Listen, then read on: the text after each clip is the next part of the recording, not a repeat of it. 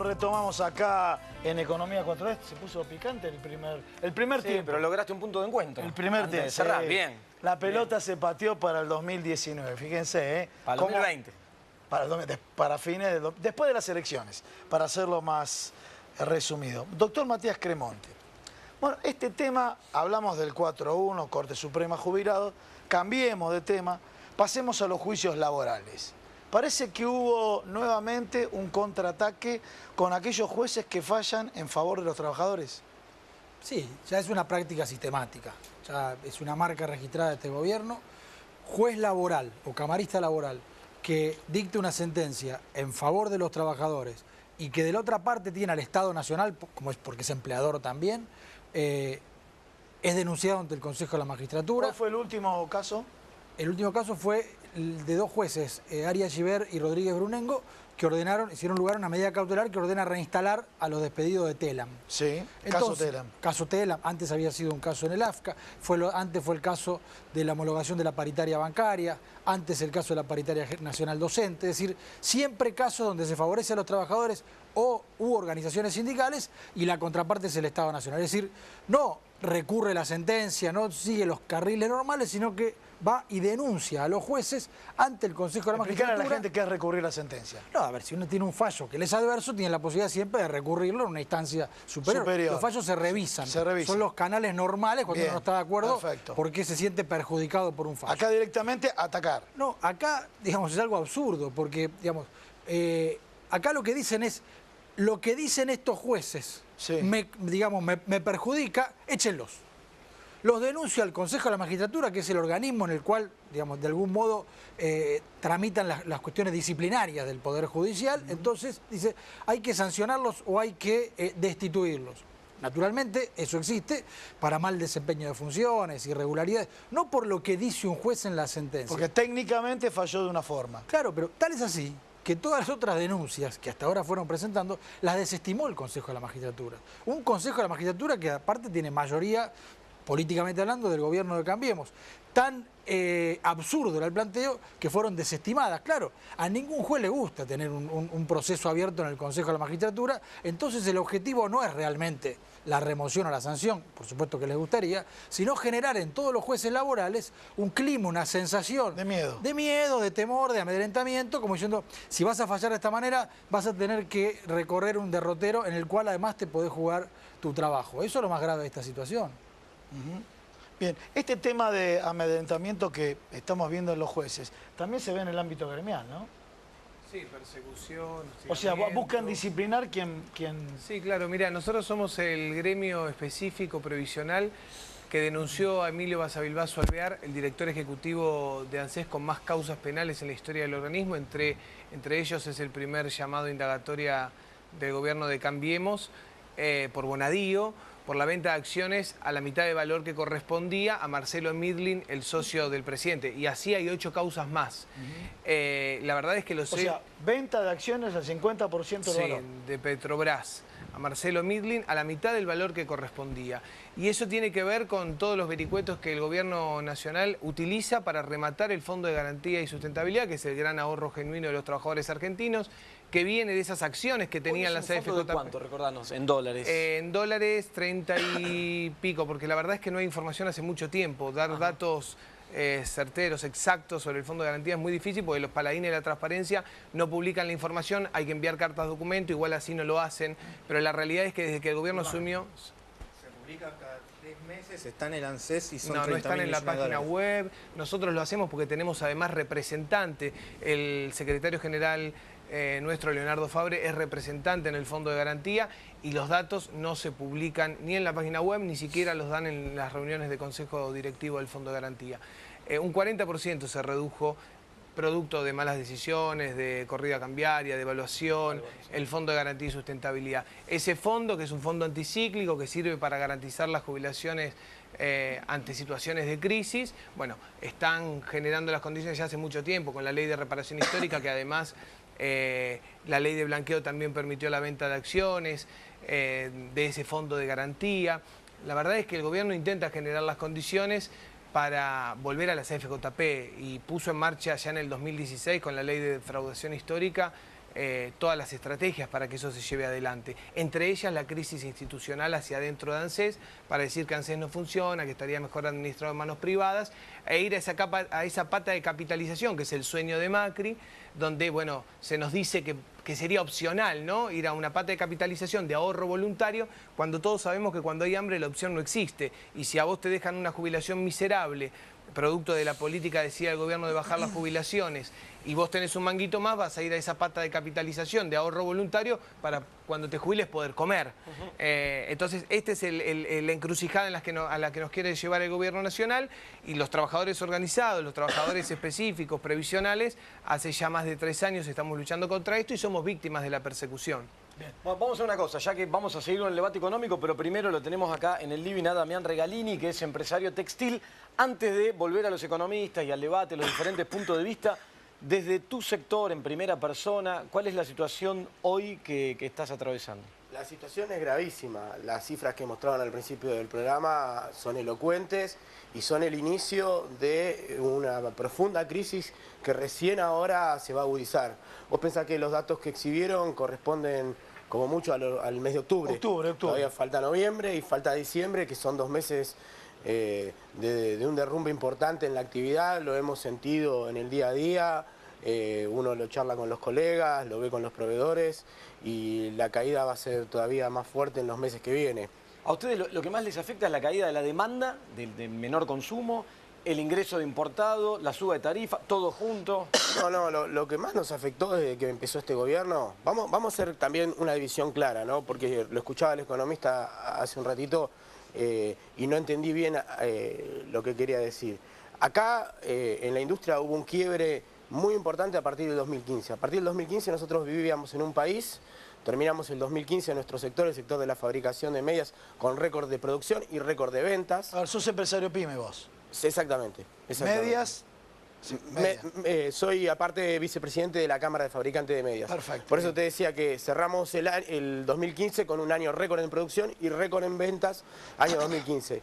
Del 2015 al día de la fecha, el gobierno a través de distintos instrumentos generó las condiciones de una profunda recesión. Las consecuencias las estamos viendo en los números del INDEC. En términos prácticos, al principio del programa vos apelaste a mí para que te cuente un poco qué es lo que se vive en el día a día. La mitad de las máquinas están frenadas en el rubro textil. ¿Te puedo decir algo? Sí. Me voy a parar del otro lado. Tus máquinas están viejas y no son competitivas. Hace 5 años, hoy le mandé una foto a... yo te lo respondo personal y después te lo hago sectorializado. Sí. Es lo que te van a decir. Hace 5 años yo estaba en Italia capacitándome junto a 2 empleados de mi fábrica antes de la compra de 2 maquinarias de última tecnología para tejer medias. Ajá. Esto fue hace 5 años, hoy justo recordaba la foto. El sector Corbatas Media Italia es un país referente, ¿no? Las mejores maquinarias del sector textil están en Italia y en Alemania. Las máquinas que yo tengo terminan la media sin la costura que tradicionalmente tenían las medias en general en todo el mundo. Así un montón de sectores textiles, de subsectores textiles. El sector en general, en 10 años que terminan en el 2015, 2005, 2015, invirtió casi 4.000 millones de dólares. El mito de que tenemos maquinaria obsoleta es un argumento berreta que viene de la época de Martínez de Hoz. Seguramente hay que reforzar la competitividad de algunos subsectores en distintos segmentos de las cadenas de valor de la industria argentina, pero te puedo asegurar que en los el último gobierno nos generó un impulso muy fuerte para la inversión, un impulso muy fuerte para mejorar nuestra productividad, que es la pesada herencia que hoy estamos sufriendo los industriales. La herencia que tenemos los industriales en la Argentina es habernos equipado para un país que ya no existe más. El país que se terminó en el 2015 no existe más. Hoy se derrumbó el consumo. El consumo del mercado interno es lo que abastece nuestra maquinaria. La Argentina no tiene una industria exportadora y hoy las políticas de Macri llevaron a que tengamos la mitad de la maquinaria frenada. Yo tengo la mitad de mi maquinaria frenada, modelo 2016, modelo 2017, porque los procesos en industria son lentos. Las órdenes de compra de una maquinaria que se hace en 2013 termina entregándose por ahí 2 años más adelante. Así pasa con los hilanderos, así pasa con autopartistas. Un amigo autopartista puntualmente que está parado con la fábrica hace 2 meses. Y es el autopartista en su especificidad más competitivo de Latinoamérica. Por eso te digo, la situación es grave, hay despidos y el mayor daño fue la caída del consumo. La gente no tiene dinero, nosotros no vendemos. Y por supuesto se le agregan los aditamentos propios de estas políticas fatales y de desindustrialización. No tenemos capital de trabajo, estamos trabajando sin financiación. Claro, y las altas tasas de interés. Sin financiación, porque ir a cambiar un cheque al 80% de tasa de interés anual es trabajar sin financiación. O trabajar para el banco o cambiar un cheque para cerrar dentro de 2 meses. Bueno, esa es la realidad de tu sector, primera persona. Vale el caso, retomo un poco con los economistas y las diferentes visiones. Vuelvo a vos, Mercedes. Citaba altas tasas de interés, no hay consumo.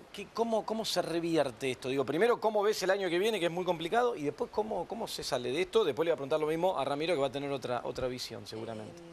Yo decía, nosotros hoy tenemos una crisis, ahí diciendo también con el compañero, las crisis en Argentina no han sido fiscales, han sido siempre cambiarias, o sea, hay que reconocer, el problema del gobierno es que no reconoce cuál es valga la redundancia, el problema, que es la falta de dólares genuinos de la Argentina. Hoy nosotros vamos a terminar el año con 2 indicadores muy malos para la sociedad y que no se habían dado en ninguna otra crisis en democracia, que es alto desempleo y alta inflación, y esto es letal, es un combo letal para la sociedad.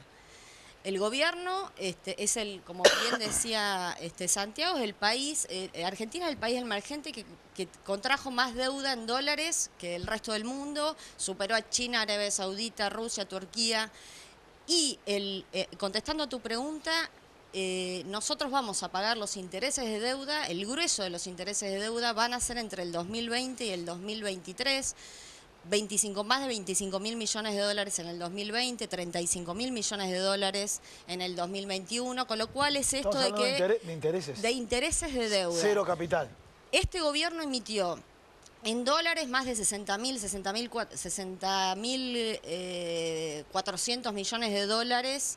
Esto hay que sumar el stock de letes en dólares que alcanzan los más de 13.000 millones, los 56.300 millones del Fondo Monetario Internacional, que hacen una deuda insustentable, impagable, y el gobierno insiste que este es el rumbo elegido, y me parece que el ajuste lo hace, el ajuste lo hace sobre la mayoría de la población, deteriorando no solo a los jubilados, a los trabajadores, a los científicos, a los estudiantes, y no ataca a los ganadores de este modelo, porque los hay, han ganado mucho, que han sido el sector energético, el financiero, y este es un modelo que ha fracasado. El modelo de valorización financiera de este gobierno ha fracasado. Eso lo indican todos los indicadores que tenemos en la economía, pero además el riesgo país, como ustedes bien mencionaban, más de 780 puntos básicos, partimos desde 2015 de 488, es decir, han deteriorado, el déficit ha aumentado muchísimo en la gestión de Cambiemos, o sea, que han hecho un deterioro, un empobrecimiento y no han resuelto con este nivel de endeudamiento, ni lograron estabilizar el sector externo, ni han podido solucionar los problemas que tenemos en la economía real. Y entonces ahí te pregunto, Ramiro, porque acá hay una coincidencia seguramente, más allá de diferentes análisis, con el tema deuda. Sea quien sea que se haga cargo de esto a fin de 2019, del signo político que fuera, ¿qué tiene que hacer con la deuda? ¿Es posible de enfrentar así como está hoy planteada la cosa? Argentina está al límite.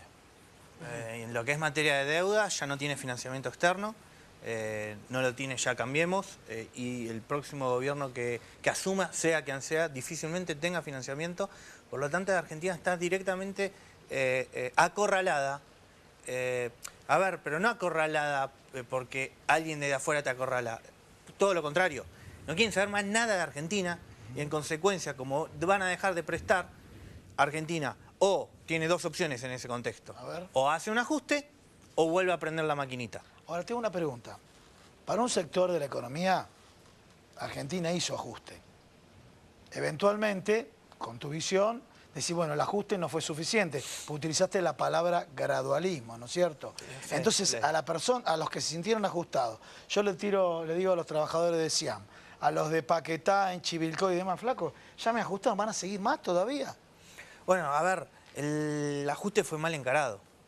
No es que... O sea, que el ajuste que hubo... Cierto discúlpame, ajuste a ver, yo quiero... existió. Claro, pero Ramiro, Pero yo lo que quiero es esto. Ese ajuste que se hizo, vos decís, ¿estuvo mal hecho?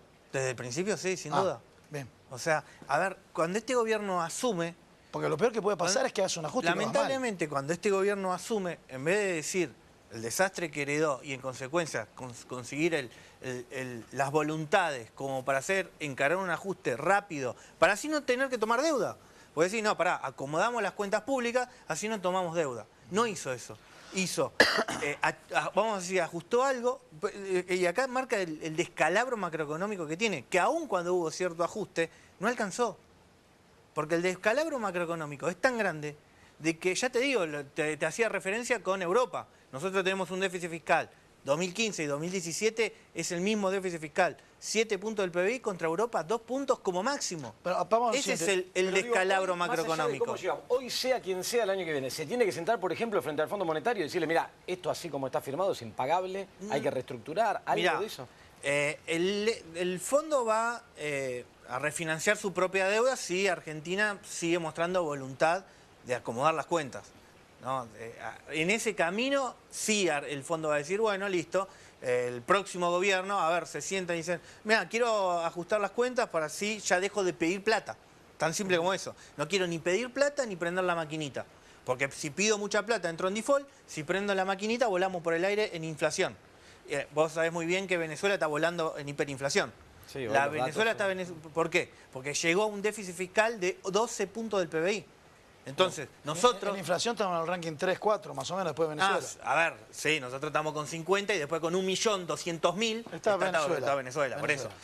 Para Argentina coquetea, no solo con el modelo Venezuela y todas estas cuestiones. ¿Vos crees que coquetea? En su momento, Cristina le dio el máximo honor que puede dar un argentino, es el honor de San Martín. Cristina se lo dio al actual dictador de Venezuela. Pero no estamos mezclando la política internacional ahí con ese tema. Porque, a ver, vamos a hablar con Brasil. El Brasil de Lula y el Brasil de Temer tenían 5% de inflación, 6, si me estoy equivocando. Entonces el de Temer y el de Lula tenían ese indicador de inflación. Y yo me llego a preguntar, bueno, ¿y la inflación en la República Argentina?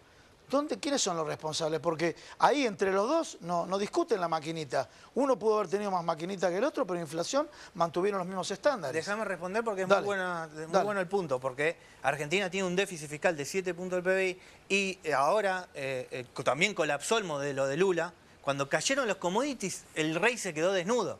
El modelo de subsidios para todo era, tanto en Argentina como en Brasil... Brasil tiene una industria textil muy importante, San Pablo, Campinas, me va a corregir acá no tengo duda. El empresario textil. No tengo duda, a proporción de Argentina es 4 veces, así que calculá que cualquier cosa lo multiplicás por 4 para tener. Es importante y también es muy buena calidad. Pero iba al punto de que Brasil, el modelo de Lula, incluso intentando hacer cierto ajuste Temer achicó el déficit de Brasil de 10 puntos del PBI que heredó en su momento de Dilma, ¿no? De Dilma pasó de 10 a actualmente 7 puntos del PBI. O sea, Bolsonaro cuando llega tiene frente a él un déficit de 7 puntos del PBI. Que, ¿cómo lo cubrieron ellos? En vez de darle a la maquinita, tomaron muchísima deuda, pero en el mercado interno. O sea, no en dólares, sino en reales. Entonces, aumentó un montón la deuda pública de Brasil a 80 puntos del PBI, como en Argentina. O sea, los dos estamos en la misma situación. Acá le metimos la LEVAC también, ¿no? Acá estamos en la misma situación. A ver. Bueno, muy buen punto. A ver, le iba a decir que la deuda pública es de 80 puntos del PBI, tanto en Argentina como en Brasil, y el déficit fiscal son 7 puntos del PBI, tanto en Argentina como en Brasil. Argentina está agravado justamente porque la deuda que tomó es una moneda que no emite. Entonces Argentina está acorralada nuevamente, donde ¿cómo va a pagar si no aumenta las exportaciones? A mí lo que me llama la atención en visiones como la del economista es en qué lugar está la producción, ¿no es cierto? Porque siempre hablar de cómo gastar menos, nos olvidamos de producir. Y me acuerdo que algunos de los dos economistas de acá enfrente dieron en el punto hace un ratito. El economista liberal solo habla de ajustar, pareciera, y se olvida de producir. Acá el problema de Argentina es la generación de dólares genuinos. ¿Cómo producimos? Muy buen punto. Un punto. El FMI nos bajó 15.000 millones de dólares la primera vez. Sí. Y se fue en menos de 3 meses. Ahora fueron corriendo a buscarlo. Se fue en menos de 3 meses. Pero ellos también ¿Qué fue para financiar eso, déficit fiscal? En 3 meses necesitábamos 15.000 millones de dólares para financiar déficit fiscal. ¿En dónde se fue? Fuga de capital. Fuga de capital. Entonces, siguen el verso del ajuste por el que se endeudaron para financiar el déficit fiscal. Es mentira, el argentino tiene que saber que es falso. Ahora nos volvió a bajar 5.600 millones de dólares y ya se fue 4.500 millones de dólares para financiar déficit fiscal. Se está yendo en fuga de capitales, lo que vino a hacer el Fondo Monetario Internacional como hizo en la década del 90, porque recuerden que a fines de la década del 90 fuimos al déficit fiscal cero y terminamos la peor crisis de nuestra historia. No resolvió nada. En diciembre de 2001 el FMI le bajó el pulgar al gobierno de la Rúa y se terminaron los dólares para financiar el déficit externo y se acabó la convertibilidad. Y lo que el FMI lo que vino a hacer es armar y organizar la salida de los bancos de la Argentina, que fueron los grandes beneficiarios de este modelo neoliberal, y ahora lo que quieren es que quiere el FMI, que los bancos se lleven la mayor cantidad de dólares posible para cuando terminemos defolteando la deuda, esto implosione y no explosione. Ese es el rol del FMI. Voy a tocar un temita, lo vamos a hacer hablar al abogado, pero van a terminar hablando todos los economistas, ¿sí? Cuando se habla de competitividad, introduce una serie de elementos. Uno, el salario de los trabajadores, que ahora en dólares bajaron, ¿sí? Y otro de los elementos que incluye es el costo de la judicialización. Entonces, los caranchos, etcétera, etcétera, que critican a los abogados laboralistas. Bueno, quiero que, plantees tu postura y después lo tocamos del punto de vista económico. Hay una alta judicialización comparado con el mundo en materia de juicios laborales. ¿Cómo lo ves vos? Mira, la primera forma de analizar eso, el primer elemento a tener en cuenta es cómo está el mercado de trabajo en Argentina.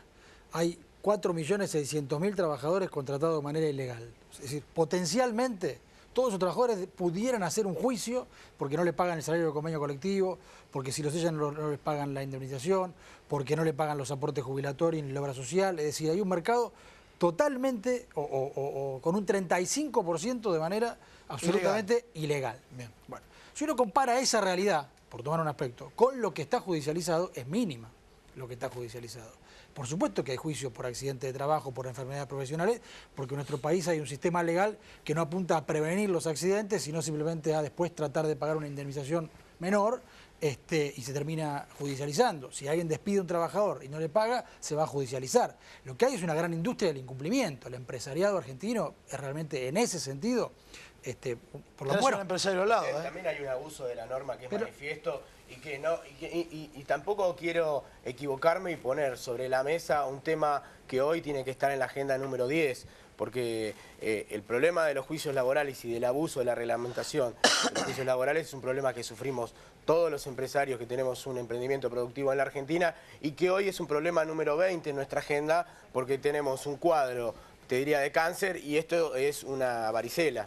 Pero es un problema, tampoco vamos a echar las tintas sobre el incumplimiento de los empresarios porque los empresarios sufrimos una carga impositiva imposible, una de las más altas del mundo, y la legislación laboral tiene márgenes y deja lagunas para que se abusen y terminen... Ahora, pero te pregunto como empresario, sí. ¿Vos qué preferís? Más porque tocaste una cuentita, o sea, ¿manejamos por el lado de los ingresos o ajustamos el gasto o subimos los ingresos? ¿Vos preferís más mercado, más actividad? No, más mercado sin dudas, por eso te dije, en la agenda te lo pongo en el lugar número 20, pero tampoco puedo permitir, claro, que digan que el problema es... Pero es que eso es estadístico, es lo mismo, si hay 35% de trabajadores contratados de manera ilegal, hay por lo menos 35% de... No te lo discuto, la informalidad legal es un problema y hay que corregirla, pero una cosa es la informalidad legal y otra cosa es el abuso que existe sobre las leyes laborales de quienes están registrados y que terminan distorsionando muchas veces el espíritu de la ley y muchas veces el espíritu del contrato de trabajo. Eso es marginal. No es marginal. Tenés que tener... Sí. Digo, es marginal en mi ecuación como empresario y por eso digo, y por eso lo aclaré. Lo dejo para discutir a lo último. Doctor Cremonte, así charlamos con eso. Vos me vas a poner un montón de ejemplos de empresarios conocidos que tuvieron grandes juicios laborales y en todos los casos es porque o los tenían en negro o parcialmente registrados o no cumplieron con esto o con aquello. No hay empresarios que tengan totalmente todo legal y que tengan un juicio. En ese caso, está bien, uno, dos, pero ahí tenés que tener a los jueces en contra, a los abogados de otra parte, a las cámaras, digamos, toda una cosa que en realidad no existe. Pero yo te doy la razón en lo siguiente. Hoy este debate pasó a ser absolutamente marginal, porque todo el discurso que el gobierno impulsó para fundamentar la necesidad de una reforma laboral se basaba en eso. Hay que modificar las leyes laborales para que de esa manera crezca el empleo, crezca la economía. Lo que acaba de quedar demostrado es que el problema de la industria en Argentina, el problema de los empresarios es tener que financiarse a un 75%, es tener que pagar 3 o 4 veces más de tarifa que lo que pagaban, es que cierren la importación, es que haya caído el consumo interno y no eventualmente el costo laboral. Poner el tema de los juicios laborales, que en algún momento ha sucedido en estos últimos años, como el tema central de la competitividad del empresariado nacional, o como el problema que estamos teniendo, es una burrada malintencionada, te diría. Es un tema que nos sentaríamos a discutir de acá a 5 años cuando cambien el desastre macroeconómico que hizo este gobierno. Quedó clarísimo, se nos fue el tiempo, porque yo quiero preguntar un montón de cosas. China, ¿qué quería decir China? En materia económica. Bueno. En materia económica, digo, me quedé con un montón de cosas para preguntarles, digo, y una cortita, rápida y cerramos, pero te pido así, en un segundo. ¿Hay margen para bajar la tasa de interés? Por supuesto. ¿Se puede ya rápidamente bajar la tasa de interés? A ver, las tasas de interés nunca tendrán que estar en 60. ¿Y hoy puede el gobierno, podría bajar la tasa sin que el dólar se le dispare? Mirá, cortita, cortita, te tengo que decir que después de darle tanto a la maquinita o emitiendo tanto para pagar los intereses de la LELIQ, ahora tienen miedo de liberar la tasa de interés porque si no todo se va hacia dólar. O sea, esto sí que es herencia de la herencia. El quilombo de las LELIQ o de las LEVAC transformadas en LELIQ es gestión propia de Cambiemos. Eso sí es un problema que un nudo difícil de romper. Que es muy difícil de romper. Bueno, me quedan un montón de temas económicos para hablar con las dos visiones diferentes de la economía. Gracias a todos. Ustedes también, muchísimas gracias. Santiago, Señores, Mercedes, tenemos a saludar, bueno, feliz Navidad a todos ustedes, que lo pasen muy bien con toda su familia. Y bueno, y el año que viene se viene un año bastante picante, ¿no? Bastante picante. Que va a estar movido. Lo va a estar movido, lo vamos a hablar la semana que viene. Bueno, nos vemos la semana que viene, Navidad mediante, algún regalito que nos vayan a mandar. No, tenemos, para el programa que viene creo que traemos el arbolito, que ya lo hicimos hace 2 años. ¿Estás en eso? Porque me prometiste el arbolito. Sí, no, hace 2 años hicimos el arbolito. Bueno, señores, hasta la semana que viene. Con el arbolito. Chao, nos vemos la semana que viene. Hasta luego.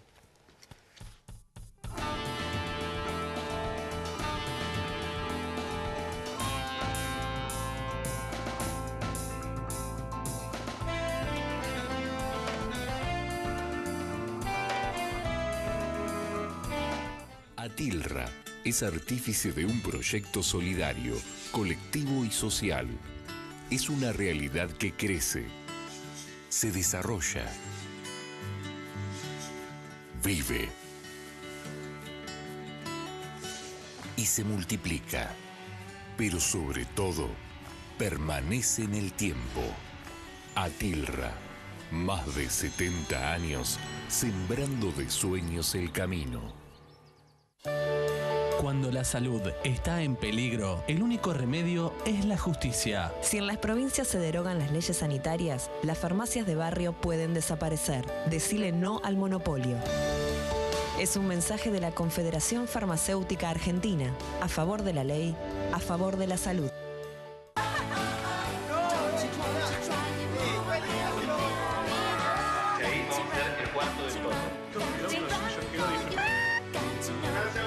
Para cada uno, crecer es algo distinto.